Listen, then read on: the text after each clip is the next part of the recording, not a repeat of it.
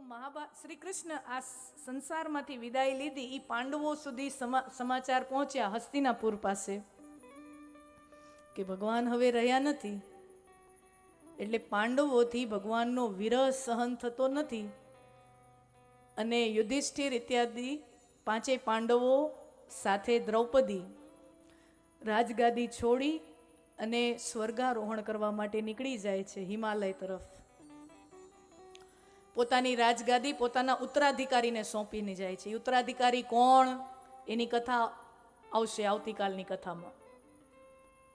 તો પોતાના ઉત્તરાધિકારીને રાજગાદી સોંપીને યુધિષ્ઠિર પાંચે ભાઈઓ દ્રૌપદી સમેત હિમાલય તરફ ગતિ કરે છે.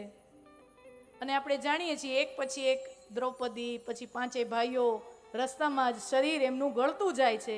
પોતાનો શરીરનો ત્યાગ કરતા કરતા આગળ વધે અને છેલ્લે યુધિષ્ઠિર બચે છે. ને યુધિષ્ઠિર સ્વર્ગમાં પહોંચ્યા અને ત્યારે સૌથી પહેલા દુર્યોધનને જુએ છે સ્વર્ગની અંદર. અહીંયા મહાભારતની કથા પૂરી થઈ જાય છે. ક્લાઇમેક્સ છે. ક્લાઇમેક્સ એ વેદવ્યાસે કેવો આપ્યો છે? पांडव जो धर्मनिष्ठ गिने जाते हैं, कर्मनिष्ठ गिने जाते हैं, भगवान स्वयं जिनके पक्ष पर रहकर लड़े, ई પાંડવો સ્વર્ગ સુધી પહોંચે ને ઈ પેલા દુર્યોધન સ્વર્ગમાં હાજર હોય છે. આ સન્નાટો છવાઈ જાય અને આ ક્લાઇમેક્સ છે. હવે આનું તારણ વ્યાસજી આપતા નથી કે દુર્યોધન શું કામ સ્વર્ગમાં હાજર હતો. આમ જોવા જાય તો દુર્યોધન તો નો જ હોવો જોઈએ ને. જેના કારણે આટલું મહાભારત થયું, 18 અક્ષૌણી સેનાનો નરસંહાર થયો હોય, એટલું ભીષણ હળાહળ યુદ્ધ જેના કારણે થયું હોય, ઈ માણા પેલા જ સ્વર્ગમાં બેઠો હતો. પછી લોકો પોતપોતાના પ્રમાણે, શાસ્ત્રકારો, કવિઓ, લેખકો પોતપોતાના પ્રમાણે એનું તારણ કાઢે कि दुर्योधन અહીંયા हाजिर હતો, એનું આ કારણ. बट ये तो हमारी मनगढ़ंत कहानियां हैं. जो भी हम मन से जो कहानी बनाना चाहें वो बना सकते हैं. व्यास जी ने इस पर स्पष्टता नहीं की. મહાભારતની કથા ત્યાં પૂરી થઈ અને ત્યાંથી ભાગવતજીની કથા શરૂ થઈ. હવે જે પાંડવોના ઉત્તરાધિકારીને રાજગાદી સોંપીને ગયા એ એક રાજા છે. રાજાની ગાદી મળી, રાજા છે. એનાથી જીવનમાં એક અપરાધ થઈ જાય છે અને એને એક સજા મળે છે કે 7 દિવસ પછી તારું મૃત્યુ થશે. એ શું અપરાધ થાય છે? એ રાજા માણસ તરીકે કેવો હતો, રાજા તરીકે કેવો હતો, એનાથી શું અપરાધ થયો, કઈ રીતે એને દંડ મળ્યો, એની કથાઓ આગળ આવશે. પણ મારે તમને ટૂંકમાં કેવું હોય, આ ભાગવત એટલે શું? કોઈ પણ વર્ગ ચાલુ થાય ને, સ્કૂલનો ક્લાસ ચાલુ થાય નવા વર્ષનો, ત્યારે સિલેબસ ચાલુ થાય ને ત્યારે પહેલા દિવસે શિક્ષક છે ને કહેતા હોય કે આપણે આખું વર્ષ ભણવાના શું છીએ. તો ભાગવત માને ક્યાં, મારે અડધી લીટીમાં તમને કેવું હોય ભાગવત એટલે શું. કથાઓ આપણે અનેક વાર સાંભળી હોય પણ હું અડધી લીટીમાં લાંબુ બોલતી જ નથી. હું અડધી લીટીમાં મારે કેવું હોય ભાગવત એટલે શું. તો એ જે રાજાને દંડ મળે છે કે 7 દિવસ પછી તારું મૃત્યુ છે અને એ રાજા જે શાસ્ત્રના શરણે આવે છે એ આ ભાગવતની કથા. તો ભાગવત માને ક્યાં, ભાગવત ક્યાં સિખાતા હૈ? અડધી લીટીનો જવાબ, ભાગવત હमें मरना सिखाता है. ભાગવત હमें મરના સિખાતા હૈ. જીવન જીવવાની કળાના ક્લાસીસ ઘણા બધા હોય.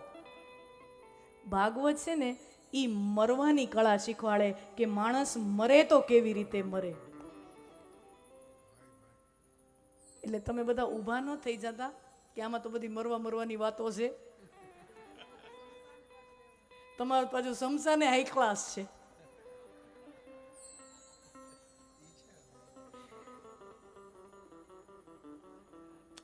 भागवत मरने की कला सिखाता है. જીવન તો જો કોઈને 5 વર્ષનું હોય, કોઈકને 50નું હોય, ને કોઈક 100 ને લંગી જાય, કોઈક 120 ને લંગી જાય. તો આયુષ્યનું કાંઈ ગેરંટી નથી. પણ એક વસ્તુની ગેરંટી છે કે મૃત્યુ મારું તમારું બધાયનું છે. તો જે વસ્તુ એટલી ગેરંટી વાળી હોય એની કળા શીખવી ન જોઈએ. તો તો એ 7 દિવસ ભાગવત છે એ મરવાની કળા મને ને તમને શીખવાડે છે. આવો આગળના મહાત્મ્યના પ્રસંગમાં જઈએ. જ્યાં મહાભારતની કથા પૂરી થાય ત્યાંથી ભાગવત કથાની યાત્રા શરૂ થાય છે. હું તમને કથામાં વર્ણન કરતી હતી કે યુધિષ્ઠિર ને પાંડવો બધા સ્વર્ગરોહણ કરવા નીકળી ગયા અને પાછળ પોતાના ઉત્તરાધિકારીને રાજગાદી ઉપર બિરાજાવે છે. તો હવે એ ઉત્તરાધિકારીને જે શ્રાપ લાગે છે અને ઈ ગંગાના તટે ભાગવત કથાનું શ્રવણ કરવા પહોંચે છે અને એ પણ વ્યાસજીના જ દીકરા, વ્યાસજીના જ પુત્ર એવા સુખદેવજી મહારાજના કંઠે એમના મુખારવિંદે ભાગવત કથાનું શ્રવણ ગંગા કિનારે થાય છે. જોજો, समझना, ध्यान से सुनना, स्वस्थ होकर सुनना, प्रेम से सुनना. આ વર્ષના પ્રારંભમાં જાન્યુઆરી મહિનામાં આપણે બધાએ દર્શન કર્યું. ઘણામાંથી ગયા હશે, નહીતર ઘણાએ ટીવીમાં દર્શન કર્યા હશે. તીર્થરાજ પ્રયાગમાં મહાકુંભ મેળો એનું આપણે દર્શન કર્યું. ઘણા ગયા હશે, ઘણાએ ટીવીમાં કર્યા હશે. ભારતભરમાં અનેકો તીર્થો છે. ભારતભરમાં તીર્થોની કોઈ કમી નથી ને. તમે उत्तर ચાલ્યા જાઓ, પૂર્વ પશ્चिम दक्षिण, તમે ગમે તે દિશામાં ચાલ્યા જાઓ, भारत में तीर्थों की कमी नहीं है. दक्षिण में जाओ तो श्री रंगनाथ है, रामेश्वर भगवान है, पद्मनाभ भगवान है, मीनाक्षी देवी है. पूर्व में चले जाओ कामाख्या देवी है, जगन्नाथ जी है. पश्चिम में चले जाओ सोमनाथ है, द्वारिका है. उत्तर में तो क्या ही बात करना, देवभूमि हिमालय. तो भारतમાં અનેકો જગ્યાએ તીર્થો છે, પવિત્ર સ્થાનો છે. પણ જેવી રીતે ફળો અનેક હોય પણ ફળોનો રાજા કીધો હોય તો કોને? તો કે કેરીને. કેરીને ફળોનો રાજા કીધો છે. તીર્થોમાં પણ તીર્થો અનેક છે, પણ તીર્થોનો કોઈ રાજા હોય તો એને તીर्थराज प्रयागराजને તીर्थराज કીધું છે. क्यों? तीर्थराज प्रयाग में त्रिवेणी संगम है. जो કોઈ પણ જગ્યાને તીર્થ નામ આપવા માટે છે ને એની એક શાસ્ત્રમાં શરત છે કે જે પણ પવિત્ર સ્થાનની આજુબાજુ કોઈ પણ પ્રકારનું જળાશય હોય, સરોવર હોય, નદી હોય કે દરિયો હોય, કોઈ પણ પ્રકારનો જળ સ્તોત્ર હોય, એ જગ્યાને तीर्थ કહેવાય. किसी भी प्रकार का जल स्तोत्र जहां पर उपलब्ध हो और पवित्र पौराणिक जिस स्थान का महत्व हो उसको तीर्थ स्थान कहते हैं. પણ તમે જાઓ તો બધી જગ્યાએ કાં એકાદિક નદી હોય, એકાદો દરિયો હોય, કાં કોઈ સરોવર હોય. પર પ્રયાગરાજને તીર્થનો રાજા એટલે કીધો કારણ કે ત્યાં ત્રિવેણી સંગમ છે. वहां पर जल स्तोत्र है, पर कैसा? तो के गंगा जी, यमुना जी, सरस्वती जी એનો સંગમ છે. ત્રિવેણી સંગમ થાય એટલે એને તીર્થોનો રાજા કીધો.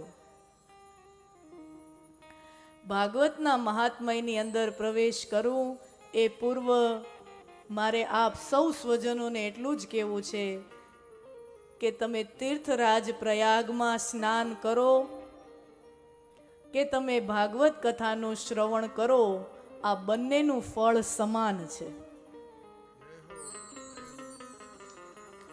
तीर्थराज प्रयाग में तुम डुबकी लगाओ, वहां पर स्नान करो या भागवत कथा सुनो, दोनों का फल समान है. પણ શું કામ પૂછવાનું હો મારા વાલા. એમને આમ હા નહીં પણ મૂંડી એમ કરી નાખવાની. હમ પૂછવાનું શું કામ? देखिए वहां पर त्रिवेणी संगम है, गंगा यमुना सरस्वती.